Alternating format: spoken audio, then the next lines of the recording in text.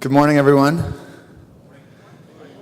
Let's start off the day with a big stretch. I know you guys have been sitting around for a little while, so you can stay in your seats, but let's raise our hands nice and high. And now I'm going to take a selfie, and you guys are all going to wave because my mom wants to know what I do during the day. So everybody wave. Here we go. Thank you.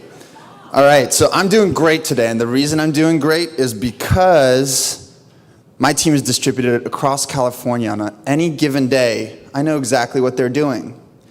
As a leader, CEO, founder, my greatest anxiety comes from, not from bad news, it comes from not knowing what's going on with my company.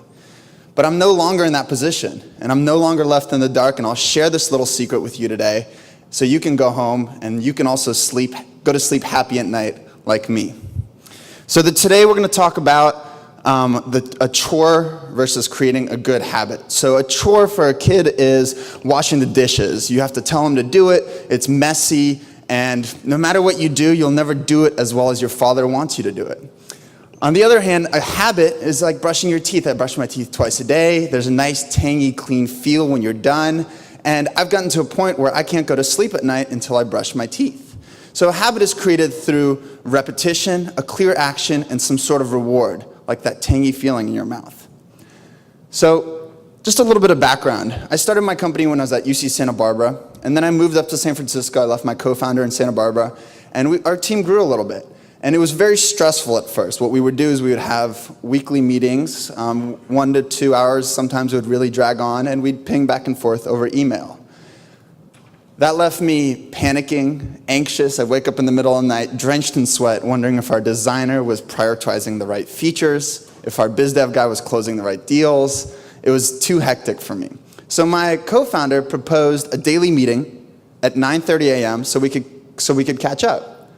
Oh, I skipped the part. I meant to say these were the emails that I would send to my co-founder and designer. I would say, hey, can you give me a quick update on what's going on? I'm sure you guys have sent these emails before.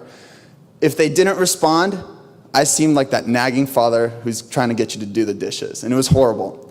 So we jumped to that 9:30 meeting daily. What we did was we'd hop on GoToMeeting, and we'd ask 2 questions. What did you accomplish today, and what do you want to accomplish? What did you accomplish yesterday, and what do you want to accomplish today? Very simple, no more, no less than that, and these meetings take less than 15 minutes. When you first start these meetings, people want to talk about everything that's on their plate. So it's going to be the role of one person to really narrow it down to something that you can type out in bullet point form. What will you really accomplish today? And sometimes you have to ask that question a few times. Then people will get used to it, and you can really hammer these out in 15 minutes or less. It's also not an opportunity to do demos for us. This is not the time. It's really just a quick opportunity to check in. So some of the tools we use, you guys all know these tools: Dropbox, GoToMeeting, Google Docs, Gmail. But I want to focus on the project tracking software that we use.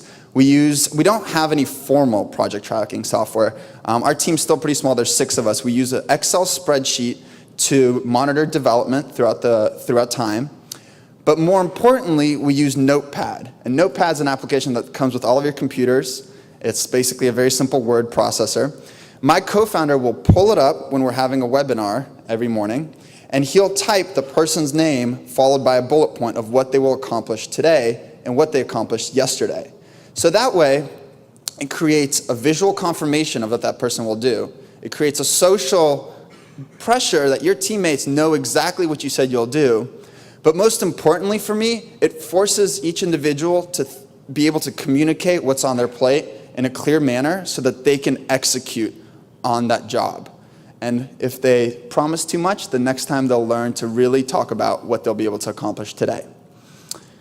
So what has arisen from this? Basically, now we're all on the same page, which is great. People really look forward to these daily meetings. They've created small tasks for themselves. They can come on at 9:30, everyone's always on time, because they're excited to share that I accomplished these tasks yesterday. Boom, small win. And finally, it creates an opportunity for cross-pollination of ideas, of course. If somebody felt like they ran into some issues or you're having some troubles, then someone can follow up with an email and say, hey, I might be able to help you. Or they'll talk and they'll say, we'll set up a later time to discuss these issues. Finally, my name is Sieva Kozinsky. I'm the founder of a company called StudySoup, and I hope that you too can try out these 15-minute daily meetings to increase productivity and happiness on your team. Thank you so much.